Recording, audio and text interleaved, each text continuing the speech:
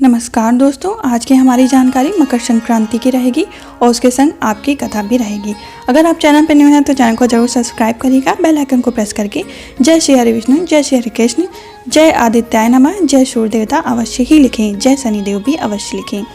तो आप सबको बता दें 14 जनवरी को आपकी मकर संक्रांति शनिवार के दिन पड़ेगी। इसमें उदय तिथि में उठकर आपको दान आदि स्नान करना चाहिए। यदि आप किसी पवित्र स्थल पर जाकर स्नान करते हैं तो आपको इसका विशेष फल प्राप्त होता है।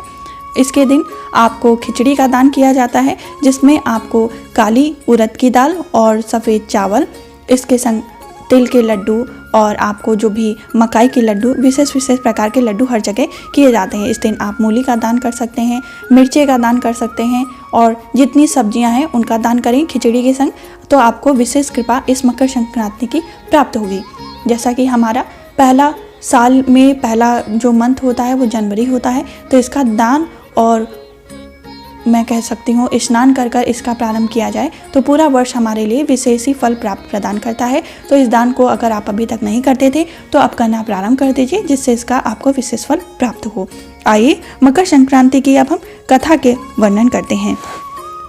कालांतर में भगवान श्री हरि विष्णु जी ने मधु और कैटब को पृथ्वी लोक पर लाकर मदार पर्वत के नीचे उन्हें दबा दिया था ताकि वह फिर से उत्पन्न ना हो सके। तब मधु और कैटब ने मकर संक्रांति के दिन उनसे दर्शन देने का वरदान मांगा था, तो इसलिए भी हमारी मकर संक्रांति बहुत ही विशेष मानी जाती है। मकर संक्रांति का पर्व देश भर में धूमधाम के साथ मनाया जाता है। इस दिन खिचड़ी, पोंगल और बिहू भी मनाई जाती है। धार्मिक मान्यता है कि मकर संक्रांति के दिन गंगा स्नान और तिलांजलि अगर आप करते हैं तो व्यक्ति के समस्त पाप कट जाते हैं। वहीं पितरों का भी तर्पण करने से उन्हें मोक्ष की प्राप्ति होती है। कालांतर में राजा भगीरथ ने अपने पूर्वजों की मोक्ष दिलाने हेतु कठिन तपस्या की थी। उनकी तपस्या से प्रसन्न होकर मां पार्वती धरती पर गंगा के रूप में अवतरित हुई थी। इस वजह से राजा सागर के पुत्रों की मोक्ष की प्राप्ति हुई थी। साथ ही कई अन्य पौराणिक कथा भी हैं, उसके बारे में हम वर्णन करते हैं। सबसे पहले हम प्रथम कथा की वर्णन करते हैं। सनातन धर्म के ग्रंथों में निहित कि देव काल में भगवान श्री हरि विष्णु का धरती पर अवतरण हुआ था। उस समय वे कपिल मुनि के रूप में धरती पर अवतरित हुए थे। कालांतर में भगवान गंगा सागर के समीप आश्रम बनाकर तपस्या करने लगे। उन दिनों राजा सागर की प्रसिद्धि तीनों लोकों में थी। सभी राजा सागर के परोपकार और पुण्य कर्मों की महिमा करती थी।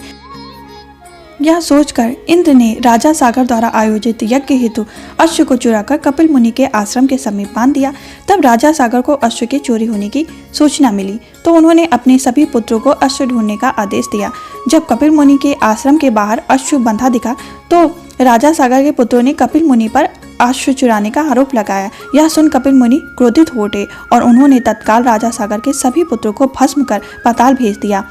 जब राजा सागर को यह बात पता चली तो वे कपिल मुनि के चरणों में गिर पड़े और उनके पुत्रों को क्षमा करने की याचना की। हालांकि श्राप वापस नहीं लिया जा सकता था, अतः कपिल मुनि ने उन्हें पुत्रों को मोक्ष हेतु गंगा को धरती पर लाने की सलाह दी।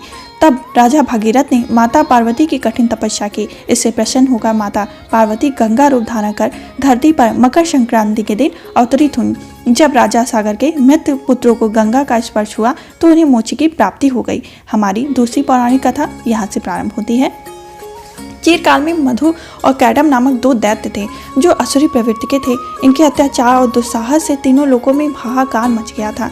इसके बाद भगवान विष्णु जी ने दोनों को वध कर दोनों के धड़ को दो विपरीत दिशा में फेंक दिया। हालांकि धड़ एकजुट होकर फिर से मधु और कैटब बन गए और तीनों लोगों को अपना आतंक मचाना शुरू कर दिया। इसके बाद भगवान विष्णु ने आदिशक्ति का आह्वान किया और मां दुर्गा ने दोनों का वध किया। कालांतर में भगवान श्री हरि विष्णु जी ने मधु और कैटब को पृथ्वी लोक पर लाकर मंदार पर्वत के नीचे दबा दिया था ताकि वह फिर से उत्पन्न ना हो सके। तब मधु और कैटब ने मकर संक्रांति के दिन उनसे दर्शन देने का वरदान मांगा। दानों के इस वरदान को विष्णु जी ने स्वीकार कर लिया। कालांतर से भगवान नारायण और मकर संक्रांति के दिन मंदार पर्वत दानों को दर्शन देने आते हैं। इसके अलावा सूर्यदेव एक माह के लिए एक मकर संक्रांति के दिन अपने पुत्र शनिदेव के घर भी मिलने आते हैं। इस प्रकार हमारी पौराणिक कथा मकर संक्रांति की संपूर्ण हुई। अगर ये कथा आपने पहली बार सुनी है तो चैनल को जरूर सब्सक्राइब कर लीजिएगा और बेल आइकन को प्रेस करके कमेंट बॉक्स में लिख दीजिएगा कि मैम आज मैंने पहली बार इस कथा को सुनी है। और कथा में आपको क्या विशेष जानकारी मिली ये भी आप हमें जरूर सूचित करिएगा। कमेंट बॉक्स में जय श्री हरि विष्णु जय श्री हरि कृष्ण अवश्य ही लिखिएगा। हम फिर मिलेंगे दूसरी पौराणिक कथा के संग। तब तक के लिए जय श्री हरि विष्णु, जय सूर्य देवता, जय शनि देवता, जय समस्त देवी देवता।